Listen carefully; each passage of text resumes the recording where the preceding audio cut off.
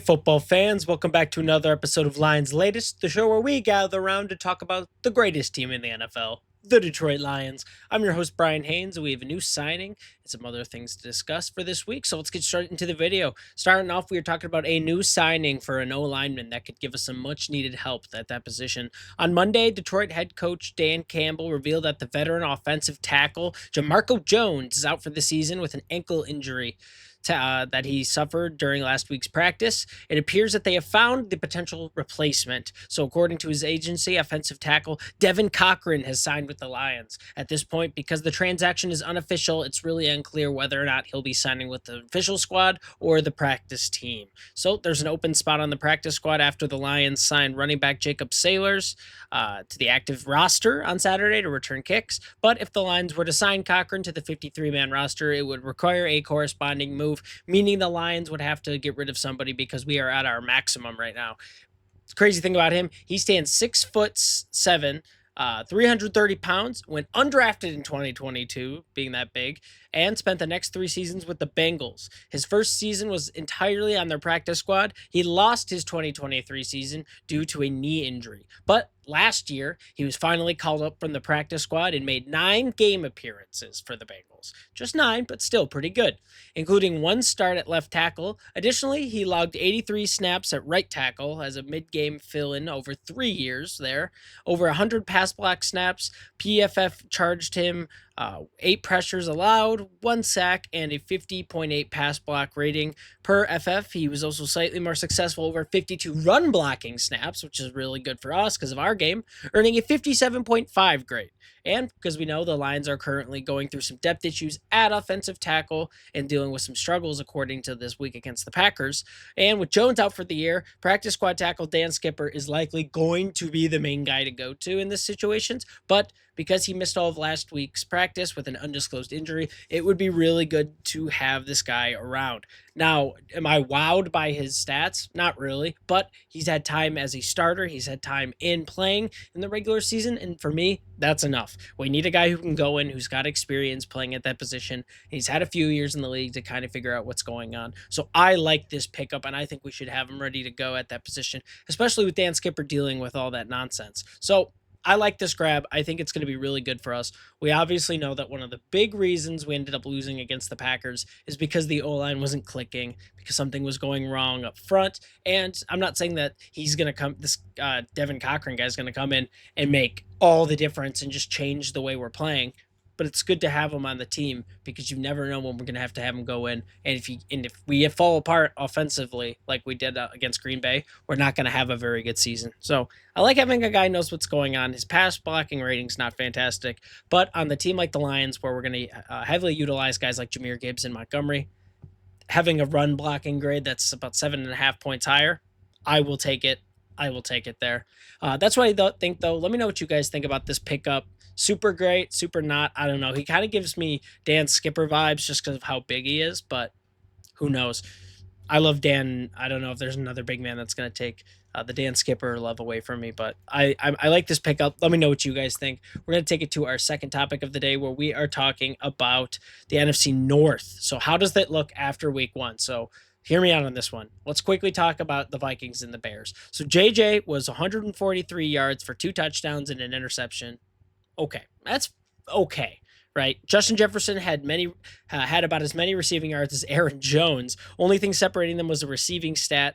Was one reception was separating both of their stats. Jordan Mason was okay. He was the lead rusher with 68 yards, but he didn't have any touchdowns.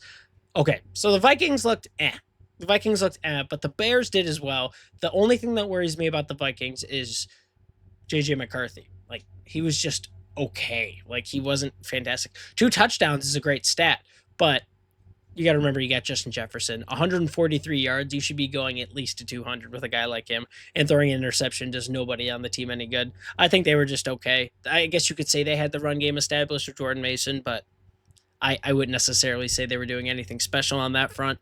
Caleb Williams on the Bears side was good for the most part. I will give him that. If you look at the numbers don't lie. He was 21 for 35 with 210 yards, 1 touchdown, and he had no interceptions. He was also really good in the run game. It's very interesting, the rushing game. Williams had more rushing yards than Swift in this game. So that tells me Williams is getting a lot more comfortable with his job and what he's doing. But honestly, when you compare these two teams and how they played, it's a crapshoot. On paper, give me the Bears over the Vikings, but I don't necessarily think either team did anything to wow the audience on Monday night. I think it was just both teams were okay, and it was a battle of who was going to make the play, who was going to be the one to step up in the end of that game. And it happened to be the Vikings. But let's talk about us now. We obviously saw clear weaknesses in our team. O-line. Our offensive play calling was kind of crappy, but our depth chart says that we are the best team in this division. I'm just going to say it like that. We just aren't playing like it so far. As it stands, sure, the Packers are on top. I'll say it. We lost. So I'm going to put the Packers up there. But I know that we are a better team than the Bears and the Vikings based on what we saw and based on the last few years. With that being said, though, I think the tables here could flip at any point. For now, I'm going to say Packers, Lions, Bears, Vikings. Vikings won, yes. But you can't base everything off of a week one win. I think the Bears as a team look better. I think us as a team look better than those two. But I'm going to give flowers where they're due. Packers came out and beat us week one and made it look pretty easy. So I'm going to say right now they are the best team in the NFC North. It's week one. Anything can change, guys. And I think especially with what our team is and where we are right now, I think it could happen anytime, any week. It won't happen next week. It may not happen the week after that, but then mid-season to late season, all this is going to take is our offensive coordinator to click with our guys and our O-line to click with each other, and then we're in business. That is all we are looking for right now. Kelvin Shepard, he did fine calling defense. I think obviously he could improve a little bit too, but that's another thing. He's in the new spot. Give him a handful of weeks. We're going to start seeing better things here. I guarantee it. Or I'm wrong. Let me know what you guys think. Would you put the Bears, the Vikings over us? Would you put the Packers below us, still saying, hey, 1 week don't matter. We're still the better team. I think in this case, I'm not going to be the guy who's just, biased and going to say my team no matter what. I think the Packers got this one. Could flip at any point. Let me know what you guys think. We're going to move to our third topic of the day, where we are talking about Dan Campbell's thoughts on the game overall and looking towards next week. So Dan Campbell spoke to the media on Monday, the day after the loss, and was going to answer some key questions about what he thought. So I'm going to be saying the questions and then his response. So the first question he had was, what was the most disappointing part of the performance in his mind? So he said that there were way too many missed assignments. Communication issues and missed assignments were the big ones on both sides of the ball. He was disappointed in the fact that he thought the fundamentals were off. He said he would take the blame for that because that's on a coach. He said, quote, it wasn't clean. We didn't play well. We had a lot of MAs, missed assignments. And so that tells everyone that tells me that everyone had too much on their plate. That's my fault. That's the real story, end quote. Campbell admitted that they also had some young players that weren't making too many great decisions, were missing some assignments, making some mistakes, Tate Ratledge being one of them. The good thing, though, is with stuff like that, missed assignments, communication issues, that's the easy stuff to clean up. And we've seen from this organization, they can get easy stuff cleaned up very quickly. They're going to move forward from this. Versus simply getting beat physically, right? If your guys are getting beat one-on-ones multiple times and it's a physical problem, that's an issue. We're going to clean up this mental stuff, this behind-the-scenes stuff, no problem. I guarantee it, guys. His next question was, what did Campbell think of the new offensive coordinator's performance? Campbell thought that Morton did a good job calling the offense, other than of a couple of calls. He said Morton did want back after the game. Detroit's offense struggled on third down. We were only 5 for 15 and had just one explosive play of 20-plus yards in this game. But Campbell did make the point that they must master the bread and butter of their offense, what they can do as a unit, before they can get to the explosive and razzle-dazzle plays, as he put it. He said, quote, the other stuff won't matter if we can't find a way to run the football more than 2 yards per carry. He said that that's where everything starts for us. You're out of play action and you're out of everything. End quote. They did have some deep shots dialed up, said Campbell, but they didn't have time to get it going for Jared Goff or see anything down the field, which resulted in Jared Goff, as we saw, checking down the ball a lot to his running backs. And unfortunately, when they were patient and moved the ball downfield, we weren't even able to convert in the red zone. We were 1 for 4, or we turned it over. So there was a lot of stuff wrong, little stuff, but the main things were communication, and Dan Campbell knows it. He knows that we got to get back to our basics, get back to the easy stuff before we can start doing the crazy Thursday night, Sunday night, Monday night stuff that goes up on ESPN the next day, right? And I think he also has a good point with the protection. If we can't get Jared Goff going in his flow where he's doing play action and all that other stuff, we're not going to be where we need to be. So we just got to go back and get to what we know we can do. His final question he was asked was, what does Campbell want to see the most from his team heading into this next week? Now, this is the important one because this is what's going to really be the fixing for us into this next week. Simply put, he just wants to see a significant improvement in all three phases of the game, kind of like what we were talking about. He wants the missed assignments cut in half and to be more efficient in production overall. He talked about finding a way to create takeaways, which we used to be good at last year, but we have not been able to do against the Packers, and protect the football better. He wants to get them back into the basics this week and tune into into the little things. But in his words, he thinks they'll be just fine doing that. And I also think they will be just fine doing that. Again, guys, it's just going to be little stuff we tweak here. And Dan Campbell's the kind of coach who's proved that giving him a little time, he can fix those little things. He can, as he says, sweep the dust, right? Get it all out, all that nonsense out. And I think he's got a point here. There's no overall crazy change that needs to happen. It's just we need to be better at everyone's assignments. It's just people need to be better at their assignments and all three phases of the ball. And he has a good point here. It's all three phases, right? It's not one part of the ball being the problem. And I think he'll be fine doing that. Let me know what you guys think. What was a question that you thought was like especially important after the battle against Green Bay last week? And what's going to be, in your opinion, what's going to be most important going into this next week? So we're going to talk about viewer comments real quick, starting with Whoopoo7, who says, I think the loss of Ben Johnson is a bigger issue than people realize. Ben Johnson got players open with his play calling, but Jared Goff couldn't only find guys open on checkdowns, slants, and curls all game.